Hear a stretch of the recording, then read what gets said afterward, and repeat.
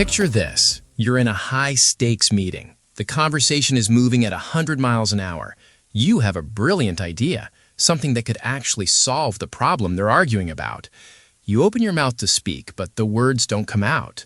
You wait for a pause, but the pause never comes. The meeting ends, everyone logs off, and you're left sitting there, frustrated, realizing you were completely invisible. Sound familiar? That sensation of being locked out of the conversation is one of the most common complaints I hear from advanced English learners. It's not a vocabulary problem, it's not a grammar problem, it is a strategic failure in what we call social survival skills. It really is a nightmare scenario. And honestly, it happens to native speakers too. But for someone operating in a second language, the stakes feel so much higher.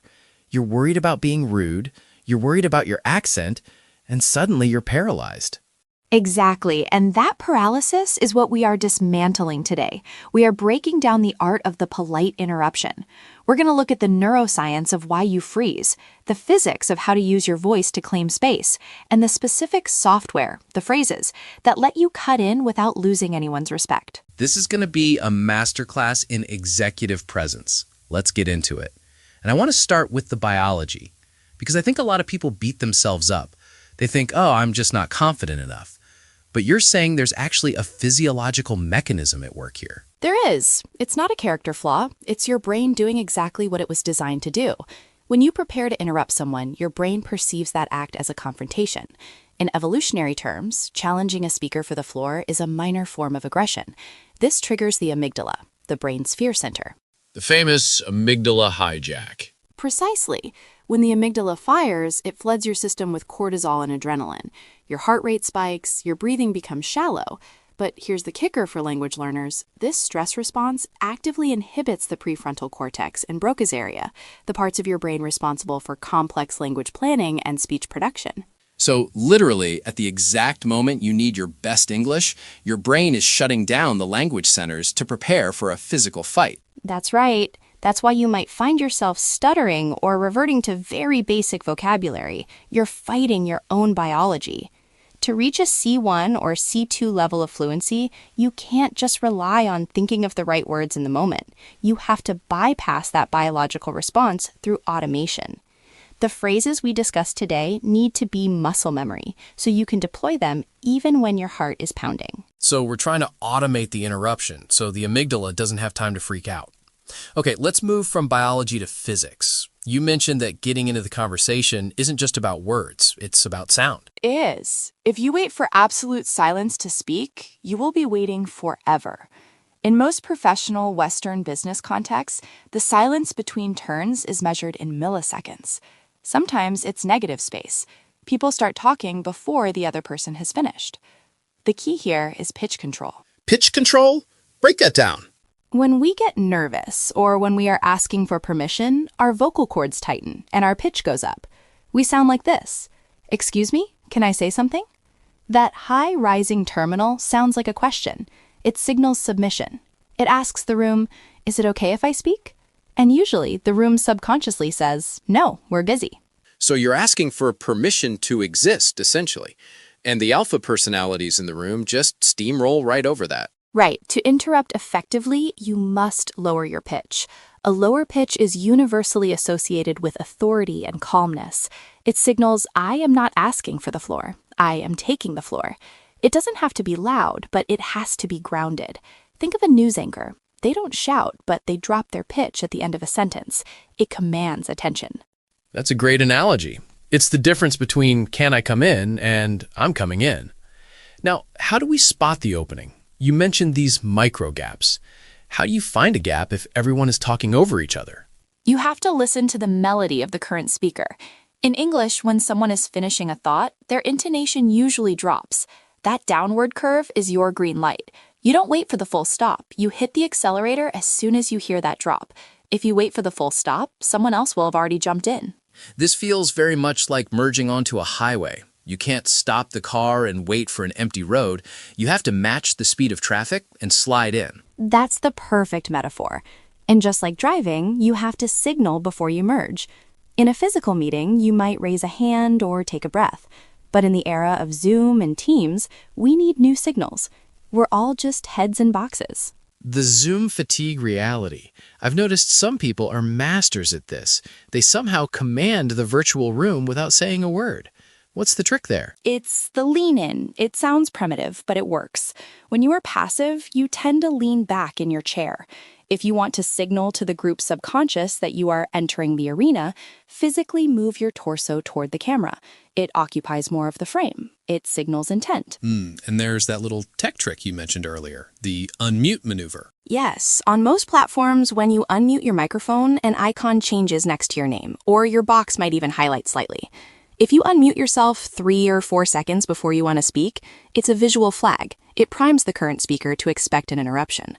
You're literally signaling I am live before you make a sound. I love that. It's like clearing your throat without making the noise. Okay, so we've got the biology, the physics, and the body language. Let's get to the software, the actual words. I'm in the meeting, I see the gap, I've leaned in. What do I say? We have 3 levels here. Level 1 is the soft entry. This is for when the emotional temperature is low and you just want to add a point. The gold standard phrase is, "May I jump in for a second?" May I jump in for a second?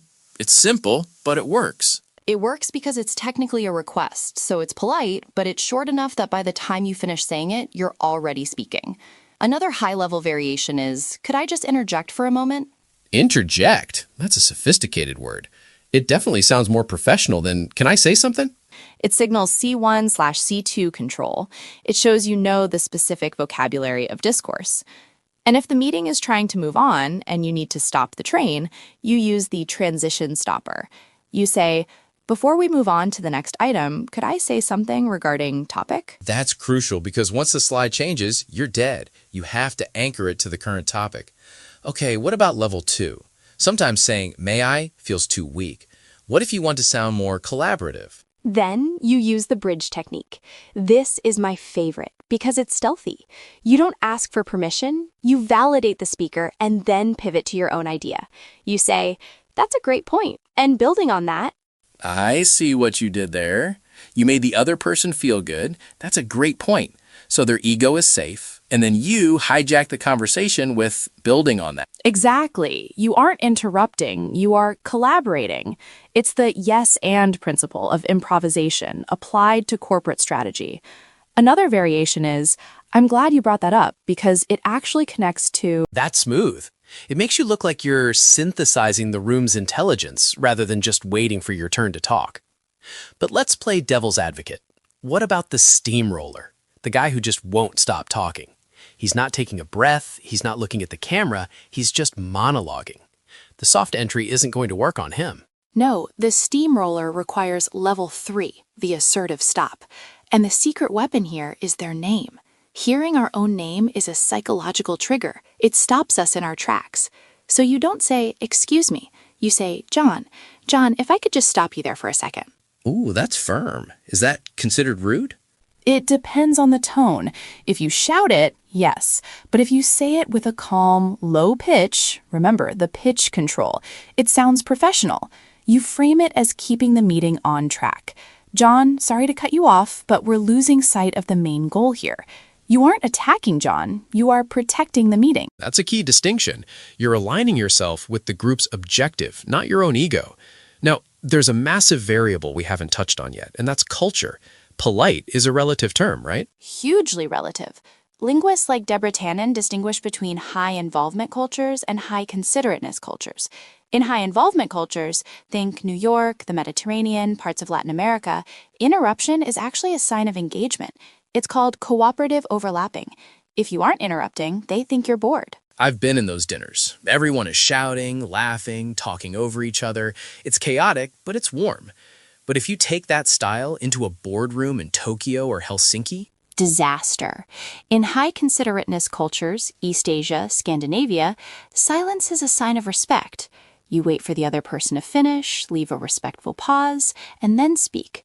If you use the bridge technique there, you might be seen as aggressive or lacking self-control. You have to be a cultural chameleon. Read the room. If people are overlapping, jump in. If they are taking turns like a chess match, hold your fire. It's interesting because English is the global lingua franca, so you often have a German, a Brazilian, a Japanese person, and an American all in the same Zoom call. The interruption norms must be all over the place. They are, and usually the high-involvement speakers, the Americans or the Southern Europeans, end up dominating the conversation, not because they are smarter, but because their cultural habit is to fill the silence. If you are from a polite, turn-taking culture, you have to consciously force yourself to be what feels rude, just to participate on equal footing. That's really empowering advice. It's giving people permission to break their own cultural rules for the sake of the game. We have time for one more critical piece of the puzzle. You've interrupted, you've made your point, now what? I feel like a lot of people crash the landing. This is the handback. If you interrupt someone, you have technically stolen something from them, the floor. To restore the social balance, you must give it back. Once you've made your point, you explicitly invite them to continue. So you don't just stop talking and look awkward. Never, you use a restoration phrase. Anyway, I didn't mean to take us off track. Please, continue with what you were saying. Or simply, sorry for the detour. Back to you, Mark. That is class. It shows you're self-aware. You acknowledge the interruption, you deliver the value, and then you graciously return the spotlight. It's the difference between a hijacker and a co-pilot. A co-pilot takes the controls for a moment to navigate a storm, then hands them back. A hijacker just takes the plane. I love that. Be the co-pilot. We've covered a ton of ground today, from the amygdala hijack to the physics of pitch, the lean-in, the bridge technique, and the cultural map. If our listeners take one thing away from this, what should it be? Don't wait for the perfect moment. It never comes. The perfect moment is a myth created by your anxiety. The messy, slightly overlapping, imperfect moment is where real business happens. Pick one phrase, maybe, "May I jump in?" and use it in your very next meeting. Just once. See what happens. That's the challenge. Do it scared, but do it. Thank you for breaking this down so clearly. This is the kind of tactical stuff that actually changes careers. My pleasure. It's all about making your voice heard. You heard it here first. Go out there, unmute that mic, and claim your space. If you found this useful, send this episode to a colleague who needs a little boost in their next meeting.